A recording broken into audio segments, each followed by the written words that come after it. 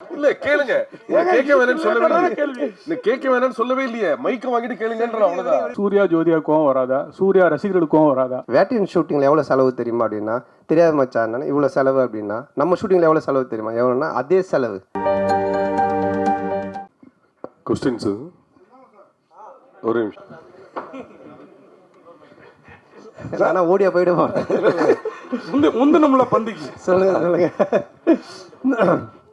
ஏதாவது இந்த படத்தில் எங்களை மாதிரி யூடியூப் ரிவ்யூவர்ஸை சாட்டையால் அடிக்கிறீங்களா, சப்போர்ட் பண்ணுறீங்களா? அது ரெண்டுமே இருக்கு. அதாவது வந்துட்டு ரெண்டு பேருக்குமே ஈக்குவலாக தான் ஆனந்த் பண்ணியிருக்காங்க. ஆக்சுவலாக வந்துட்டு ஒரு ரிவ்யூவர்னா எப்படி இருக்கணும் அப்படின்றதும் இந்த படத்தில் இருக்குது. அதே மாதிரி ஆஸ் ஏ ஒரு ப்ரொடியூசர் டிரெக்டர்னா அவங்க எப்படி இருக்கணும் அப்படின்றதும் இதில் இருக்குது. ரெண்டுமே இருக்குது இதில். கண்டிப்பாக ஒரு பட்சமாக இந்த படம் இருக்கவே இருக்காது. டைரக்டர் சார், கொஞ்சம் கூட மனசாட்சியே இல்லாமல் ஜோதிகா சூர்யா பாட்டை வந்து எப்படி டைரக்டர் யாஷிகா ஆனந்த் வச்சு எடுத்தீங்க? எங்கே மேடம் இருக்கீங்க? இல்லை மேம், அவங்க யார் தெரியும்ல, பத்திரிகை உலகின் நயன்தாரா. Hello ma'am. மேம், இது வந்து ஜிவிஎம் சார் ஆல்ரெடி இன்டர்வியூவில் சொல்லியிருக்காங்க. எங்களுக்கு எங்கள் படத்தோட ப்ரீ ரிலீஸ் ஃபங்க்ஷன் முன்னாடி அவர் வேறு ஒரு இன்டர்வியூவில் கூட சொல்லியிருக்காங்க. ஆக்சுவலாக ரொம்ப என்ஜாய் பண்ணார். இது வந்து ஸ்க்ரீன் பிளேக்குள்ளே ஒரு சீக்வன்ஸ். இது ஆக்சுவலாக இது வெறும் காமெடிக்காக மட்டும் எடுக்கல, இது ஸ்க்ரீன் பிளேவாகவே இது தேவைப்படுது. ஸோ நாங்களே கொஞ்சம் ஹெசிடேட் பண்ணி தான் சார்கிட்ட கேட்டோம். பட் அவர் ரொம்ப ஸ்போர்ட்டிவாக இது பண்ணி தான் அவன் நல்லா இருக்குது இது அப்படின்னு சொல்லி பண்ணார். நீங்கள் தேட்டரில் பாருங்கள், பார்த்தீங்கன்னா உங்களுக்கு எதுக்காக பண்ணுன்றது ரிவீல் ஆகும் கண்டிப்பாக. Sir congratulations.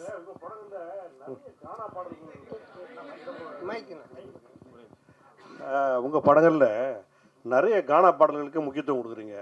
அதுக்கு என்ன காரணம்? அதுக்கு இந்த ஹீரோக்களில் நீங்கள் ஹீரோவாக ஆகிட்டீங்க, அந்த மாதிரி இந்த இன்ட்ரோடக்ஷன் சாங்ஸு அந்த மாதிரிலாம் நீங்கள் இம்பார்ட்டன்ஸ் கொடுக்காம மெயினாக கானா பாடலுக்கு முக்கியத்துவம் கொடுக்குறதுக்கு என்ன காரணம்?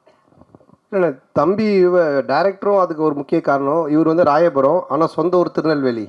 அதனால தான் பைல்வான் ரங்கநாதன் நடிக்க வச்சிருக்கான் படத்தில், அவங்க ஊருக்காரங்க அப்படின்னு சொல்லிட்டு. ஸோ அது மாதிரி அவங்க ராயபுரம். ஸோ இதுக்கு முன்னாடி நான் பண்ண கானா படம் பார்த்தீங்கன்னா ஜான்சன், அவன் வந்துட்டு வியாசார்பாடி. ஸோ இவங்க எல்லாருமே இன்புட்ஸ் கொடுக்கறதா, என்னோட இன்புட்ஸும் கிடையாது. ஸோ அவங்க என்ன சொல்கிறாங்களோ அதை நம்ம கேட்டு பண்ணுறது தானே. இந்த பாரிஸ் அதுதான் அதிலோட ஃபுல்லாக கானா படம். ஆமாம், அந்த டைரக்டர் வந்துட்டு வியாசார்பாடி. ஸோ இவர் ராயபுரம். இன்னும் நான் வந்துட்டு இது மின்ட்டு தாண்டவே இல்லை.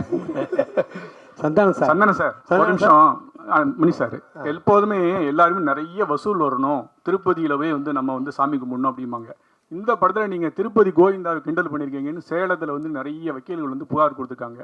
அந்த கோவிந்தா பாட்டு வந்து உண்மையிலே கடவுளை கிண்டல் பண்ணியிருக்குதா? அவங்களுக்கு என்ன பதில்? அதானே, இல்லை அது வந்து கிண்டல் கிடையாது. அதாவது நிறைய பேர் நிறைய விஷயங்கள் சொல்லுவாங்க, ஓகேங்களா. இப்போ பார்க்குறவங்க எல்லாரும் அவங்களோட சஜஷன் சொல்லுவாங்க, இது சரியில்லை, அது மாற்றணும், இது பண்ணணுன்ட்டு. பட் அது எல்லாத்தையும் நம்ம எடுத்துக்க முடியாது, அப்படி வாழவும் முடியாது. கோர்ட் என்ன சொல்லுது, அப்புறம் சென்சார் சர்டிஃபிகேட், அவங்க சில ரூல்ஸ் அண்ட் ரெகுலேஷன்ஸ் வச்சுருக்காங்க. அவங்க சொல்கிறது மட்டும்தான் தமிழ் சினிமாவில் பண்ண முடியும். ஒரு கோர்ட்டு சொல்கிறதா நம்ம செய்ய முடியும். போகிறவங்க வரவங்க சொல்கிறதெல்லாம் நம்ம கேட்டு எதுவும் செய்ய முடியாது. ஆமாம், சென்சாரில் வந்து அவங்க பார்த்துட்டு என்ன கரெக்ஷனாக சொல்லியிருக்காங்க, அதையும் நாங்கள் பண்ணியிருக்கோம். ஸோ அதனால் கரெக்டான ஒரு விஷயம்னா அது ஒன்று சட்டம், கோர்ட், இல்லைன்னா சினிமாவுக்கு சென்சார். இதை தவிர போகிறவங்க வரவங்கலாம் சொல்கிறாங்க, நம்ம என்ன பண்ண முடியும், அது அவங்களுடைய கருத்து. சந்தானம் சார்.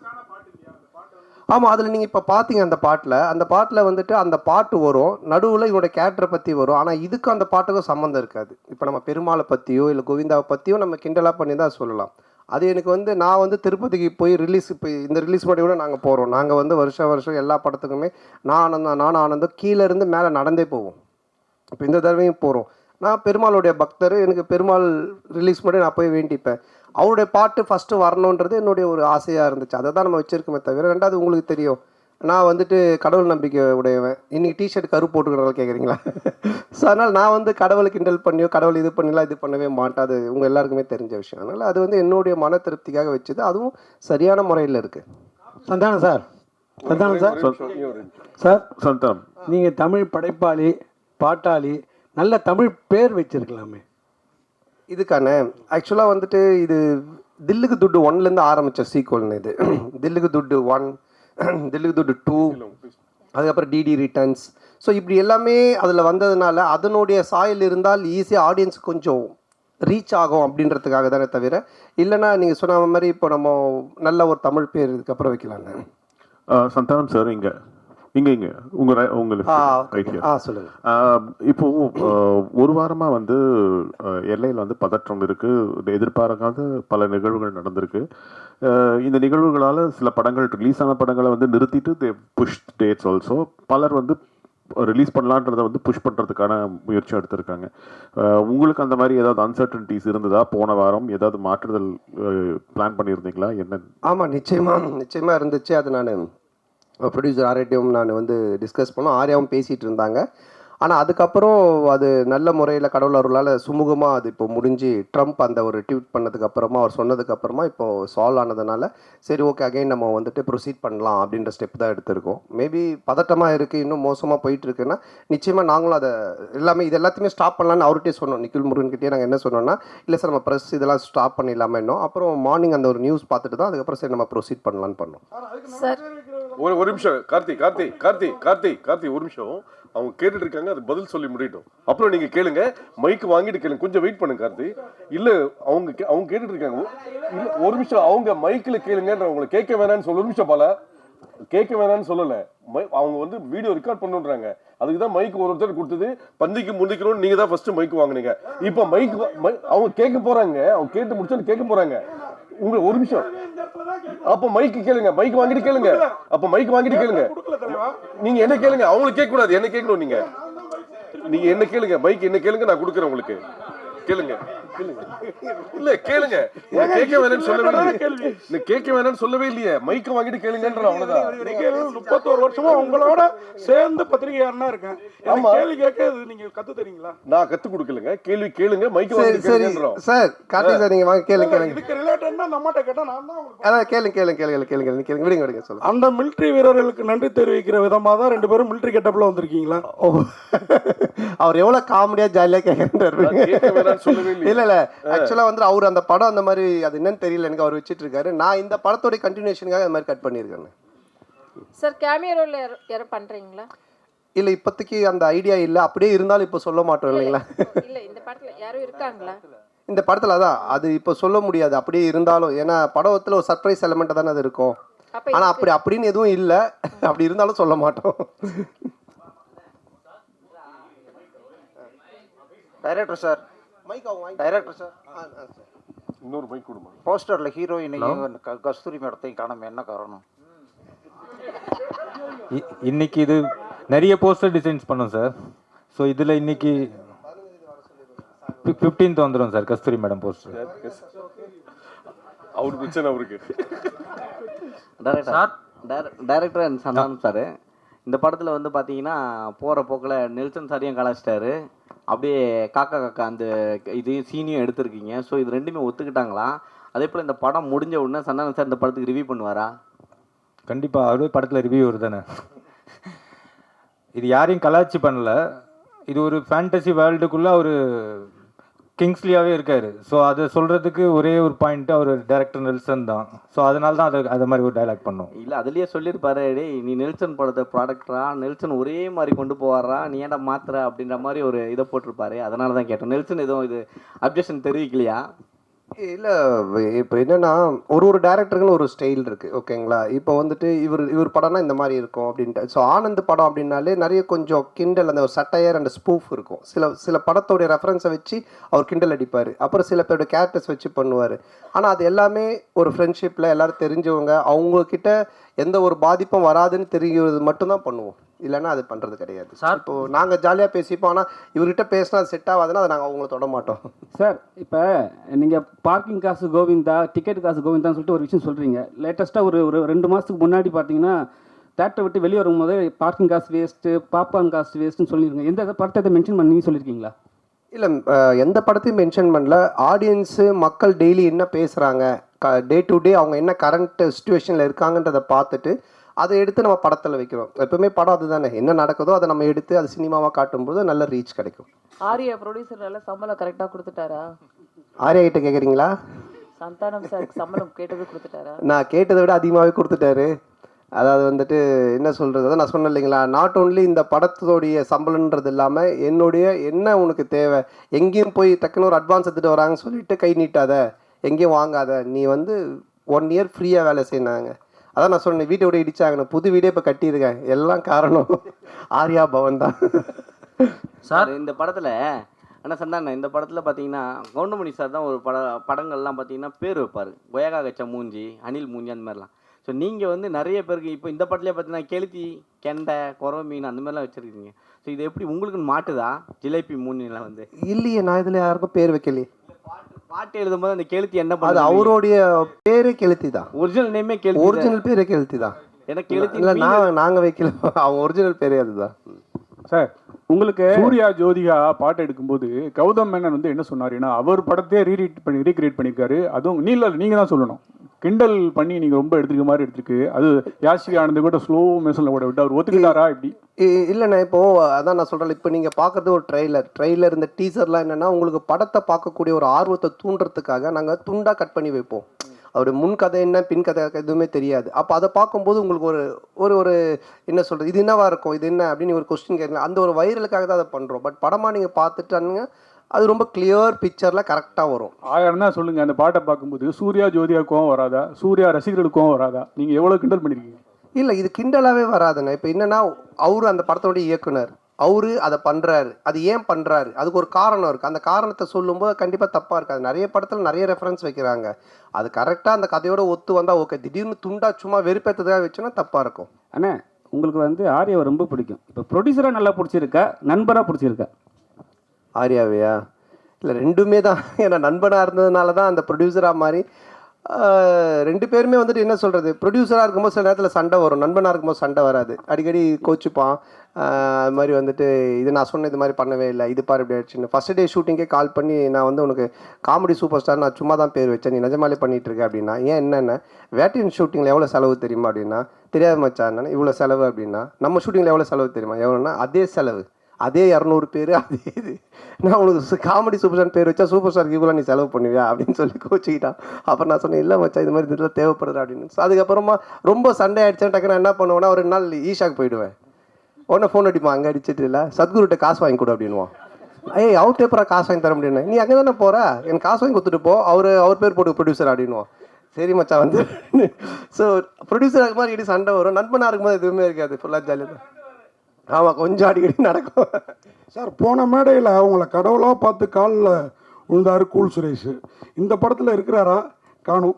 இல்லை, இந்த படத்தில் இல்லை, கடவுளை கொஞ்சம் அவருக்கு தரிசனத்தை கொஞ்சம் தள்ளி வச்சிருக்கோம். அவரும் வந்து படத்தை ரிவ்யூ கொடுப்பாரு. சார் இங்கே சொல்லுங்கள். ஒரு பாட்டில் வந்து பார்த்தீங்கன்னா படம் போட்டு 1 மணி நேரம் கழிச்சு வர்றாங்க, ஓசி டிக்கெட்டில் வராங்கன்னு சொல்கிறீங்களா, அது யாரை சொல்கிறீங்க? இல்லை, இப்போது நிறைய பேர் வந்துட்டு பார்த்தீங்கன்னா பப்ளிக்கில் வந்துட்டு இஷ்யூ பண்ணுறாங்க, ஏதோ ஒரு டிக்கெட்ஸ் கொடுக்குறாங்க, இல்லை ஃபேன் ஷோ போடுறாங்க, ஏதோ ஒன்று பண்ணுறாங்கன்னு வச்சுக்கலாம். அதில் கும்பலில் சில பேர் வராங்க, வந்துட்டு அவங்கெல்லாம் சில விஷயங்கள்லாம் பேசுகிறாங்க, அது வந்துட்டு நாளைக்கு பார்த்தீங்கன்னா வைரல் ஆகுது. அது நிறைய என்ன சொல்கிறது ரிவ்யூஸ் ஷோஸில் நீங்கள் பார்த்தீங்கன்னா இருக்கும். ஸோ இப்போ இதை வந்துட்டு வைரலாக நிறைய பேர் பேசுகிறாங்க, கமெண்ட்ஸில் சொல்கிறாங்க, இவன் ஓசி டிக்கெட்டில் வந்தவன்பா, இவன் பார் லேட் அண்ட் டாச், இதெல்லாம் வந்து கமெண்ட்ஸில் வர்றது. அது எல்லாத்தையும் எடுத்து தான் அந்த லிரிக்கெல்லாம் கெளுத்தி எழுதுனது. ஸோ எழுதும்போது நல்லா இருந்துச்சு, நாங்கள் கேட்டோம், இதெல்லாம் லைவில் இருக்குன்னா சரி ஓகே பண்ணிட்டோம். ஏன்னா நீங்கள் இந்த படத்தில் எப்படி ஓசி டிக்கெட் வாங்கி படம் பார்க்குறீங்களா இல்லை தேட்டரில் போய் வாங்கி படம் பார்க்குறீங்களா? நான் கொஞ்சம் ஓசி டிக்கெட் தான், ஏன்னா ரிவ்யூ பண்ணுறோம் இல்லைங்களா, அப்போ ரிவ்யூ பண்ணும்போது எங்களுக்கு ஒரு ஷோ போடுவாங்க, அப்போ போவேன், அதனால தான் என்ன வச்சு அதை கலாச்சி பண்ணியிருக்காங்க. ஆனால் சந்தன இந்த வருஷம் பார்த்தீங்கன்னா உங்களுக்கு அதிகமாக உங்கள் நட்பு சைடில் வந்து இழப்புகள், 2 இழப்புகள், சேஷ் அண்ணன், இன்னொன்று ஆண்டனி. ஸோ இந்த படத்தில் சேஷ் இருந்தால் எப்படி இருந்திருக்கும்? ஏன்னா இப்போ இல்லை. ஸோ ஒருவேளை சேஷுக்கான ஏதாவது சீக்வன்ஸ் ஏதாவது வச்சுருந்தீங்களா? அது இல்லாமல் டிடின்ற இதுக்கு வழக்கம் போயிட்டுருக்கு. இல்லை இருக்குது, அதாவது வந்து எங்கள் டீம் எல்லாருக்குமே தான் நாங்கள் எழுதுவோம், அதில் இருந்துச்சு. ஆனால் பட்டு காலத்தின் இது அவர் இல்லை, பட் எல்லாருக்குமே எங்கள் டீமில் எல்லாருமே வச்சு தான் எழுதுவோம். அந்த நான் இப்போது கம்ஃபர்ட் ஜோனுன்னு ஒரு சில ஹீரோஸ் இருக்காங்க, அதே டேரக்டர் அதே டீமோட. இந்த ஹீரோஸ்க்கு வந்துன்னா உங்களோட டீம் பண்ணால் கரெக்டாக இருக்கும். இதை நீங்கள் எப்படி பார்க்குறீங்க? உங்களுக்கு இதே மாதிரி தான் ஃபஸ்ட்டு பார்ட் 1, இப்போ 2, இதுக்கு அப்புறம் 3 பண்ண போகிறேன்னு சொன்னீங்க. ஸோ இதை தாண்டி நீங்கள் சந்தானமாக ஒரு ஆக்டராக, இப்போவுமே ஆக்டராக இதை தாண்டி ஒரு லெவலுக்கு வர வாய்ப்பு இருக்கா? இல்லை இப்போ என்னென்னா படம் பார்த்தீங்கன்னா ஃபஸ்ட்டு மாதிரிலாம் ஒரு படம் பண்ணோம் டக்குன்னு இன்னொரு கதை அப்படின்லாம் கிடையாது. ஏன்னா இன்றைக்கி ஓப்பன் மீடியாவாகி போச்சு, ஓடிடி பிளாட்ஃபார்ம் வந்தோடனே ஹாலிவுட் படத்துலேருந்து எல்லா படங்களுமே ஆடியன்ஸ் எல்லாத்தையுமே பார்க்குறாங்க. ஸோ ஒரு டைரக்டரோடு ட்ராவல் பண்ணி ஒன்று சிங்க் ஆகி ஒன்று வந்து செட் ஆகிறதுக்கு மினிமம் ஒரு 2-3 படம் ஆகுது. அதனால தான் டக்கு டக்குன்னு மாற்றி போக முடியல. ஏன்னா என்னோட சிங்க் அவருக்கு தெரியணும், அவரோட சிங்க் எனக்கு தெரியணும். அதுக்காக தான் அந்த மாதிரி ட்ராவல் பண்ணுறமே தவிர மற்றபடி. சந்தனம் சார் இங்கே தான் திருப்பி ரைட் ஹியர். உங்களுடைய நட்பு வந்து சிம்புவோட வந்து எல்லாருக்கும் தெரிஞ்ச விஷயம். அண்ட் அவர் வந்து ஒரு ரிக்வெஸ்ட் வச்சுருக்காரு உங்ககிட்ட, நீங்கள் மறுபடியும் காமெடியனாகவும் படம் வந்து நடிக்கணும் அப்படின்ட்டு. அந்த ரிக்வெஸ்ட்டை எவ்வளோ தூரத்துக்கு நீங்கள் எடுத்துக்கிட்டு இருக்கீங்க? இனிமேல் சந்தானம் காமெடியானவும் அடிக்கடி படத்தில் பார்க்க முடியுமா? ஏன்னா உங்களுக்குன்னு ஒரு ஃபேன் பேஸ் இருக்குது, அந்த ஃபேன் பேஸ் நீங்கள் மறுபடியும் காமெடியன் ரோல்ஸும் பண்ணணும்னு எதிர்பார்க்குறாங்க. இல்லை அதுதான், இப்போ காமெடி ரோல்னால் நீங்கள் ஃபஸ்ட்டு பார்த்த சந்தானத்தை பார்க்க முடியாது நிச்சயமாக. அந்த மாதிரி ஒரு சந்தானம் இருக்காது. ஏன்னா அது இப்போவே ஆடியன்ஸுக்கு டிவியில் நிறைய ஷோஸில் நிறைய ஆதித்யா சேனல் சிரிப்பெல்லாம் பார்த்துட்டாங்க, நீங்களும் யூடியூப்பில் நிறைய பார்த்துருக்கீங்க. ஸோ புதுசாக ஒன்று பண்ணணும், அது எப்படி டிசைன் பண்ணி பண்ணணுன்றதை நானும் யோசிச்சுக்கிட்டு இருக்கேன். அண்டு எல்லா படத்துலையும் என்னால் பண்ணுவேனான்னு எனக்கு தெரியல. ஏன்னா எனக்கு ஆல்ரெடி கமிட் ஆகி ஹீரோவாக பண்ணக்கூடிய அட்வான்ஸ் கொடுத்து ஒரு 3-4 பேர் ஆல்ரெடி வெயிட்டிங்கில் இருக்காங்க. ஸோ அதுவும் நான் பண்ணணும். இப்போ அதுவே நான் ஒரு படத்தை திருப்பியும் அவங்களுக்கு ரிட்டர்ன் பண்ணிட்டு தான் எஸ்டிஆருக்காக அதை பண்ணுறேன். அவருக்கு அதை என்ன மாதிரி பண்ண முடியுன்றதை நான் இப்போ டிசைன் பண்ணிகிட்டு இருக்கோம். அதுக்கப்புறம் ஆர்யாவோட ஒரு கமிட்மெண்ட் இருக்குது. நான் வடக்குப்பட்டி ராமசாமிலே சொன்னேன் ஆர்யாவோட நான் பண்ணோம் அப்படின்ட்டு. ஸோ அந்த கமிட்மெண்ட்டும் போயிட்டுருக்கு. ஸோ அதுக்கும் பேசிகிட்டு இருந்தோம். பட் இவன் எப்போ பண்ணுவான்னு தெரியல. இவங்கிட்ட அப்படின்னா ஆர்யா கியூபுக்கே 1 week ஆச்சு தான் அடிச்சு அனுப்புனா அப்படின்னு சொன்னேன். ஸோ ஆனந்தம் ஒரு லைன் ஒன்று எழுதியிருக்கான் எங்கள் 2 பேரை வச்சு. அதில் ஒரு கேரக்டர் ஒன்று பண்ணலான் இருக்கோம். ஸோ பண்ணுவேன் கண்டிப்பாக. ஆனால் நிறைய பண்ணுவேனான்னு தெரியாது, பழசை பண்ண மாட்டேன் நிச்சயமா. ஆனால் இந்த கொஸ்டினோட தொடர்ச்சி தான் இது. சிம்பு சார் சொன்னார் தமிழ் சினிமாவில் காமெடி நடிகர்கள் குறைஞ்சிட்டாங்க, காமெடியும் கம்மியாகிடுச்சுன்னு சொல்கிறாங்க. அது எப்படி நீங்கள் பார்க்குறீங்க?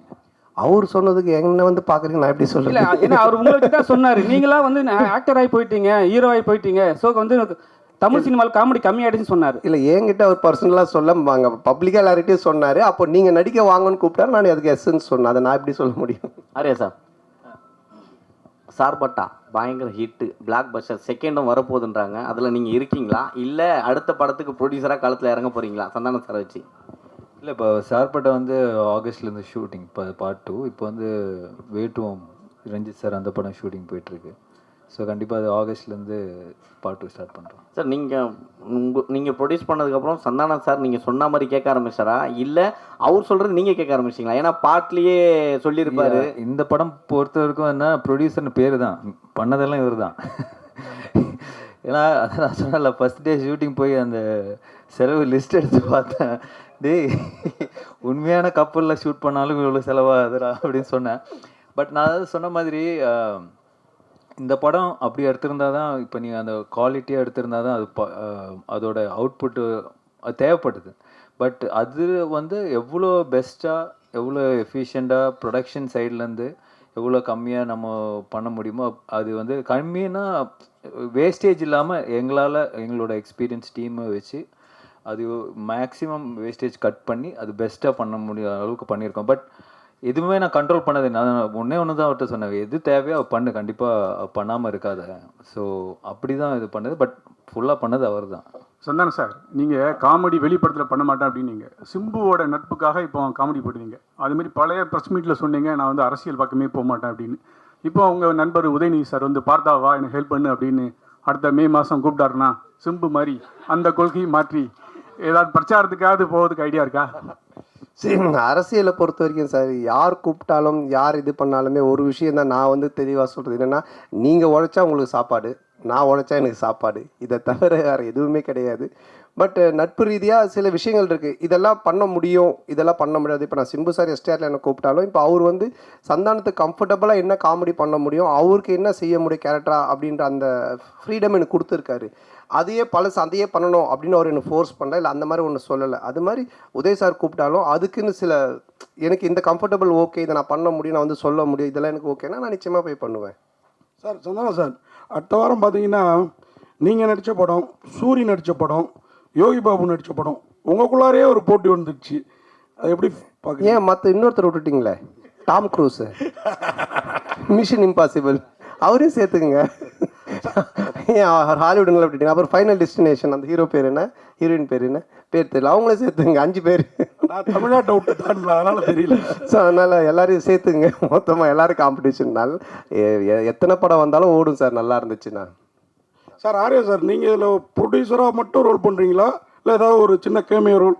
இல்லை சார், இல்லை சார், ஒன்லி ப்ரொடியூசர் ரோல் மட்டும்தான்.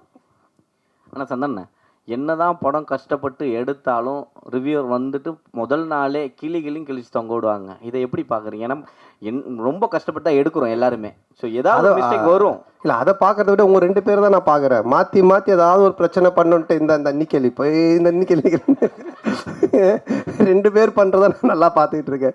சரி, அப்படிலாம் கிடையாது. நல்ல படம் வந்தால் நல்லா இருக்குன்னு தான் சொல்கிறாங்க. ஓகேங்களா? ஸோ வந்துட்டு இப்போ இவர் ப்ளூ சட்டை மாறனே பார்த்தீங்கன்னா எல்லா படத்தையும் அவர் கழிவு ஊற்றுறதில்ல. நல்ல படத்தை நல்லா இருக்குன்னு தான் சொல்கிறாரு அவர். இந்த மாதிரி எல்லாம் நிறைய ரிவ்யூஸ் வந்து நல்லா இருக்கிற படத்தை நல்லா இருக்குன்னு சொல்கிறாங்க. அதனால் இது நல்லா இருந்துச்சுன்னா நல்லா இருக்குன்னு சொல்ல போகிறாங்க, அவ்வளோதான். தப்பு இருந்துச்சுன்னா நாங்கள் பார்த்துட்டு இது தப்பாக இருந்தால் உண்மையிலேயே நாங்கள் திருத்திக்க பார்ப்போம். தப்பு இல்லைன்னா அவர் சரி அவர் ஏதோ சொல்கிறான்னு சொல்லிட்டு போவோம், அவ்வளோதான்.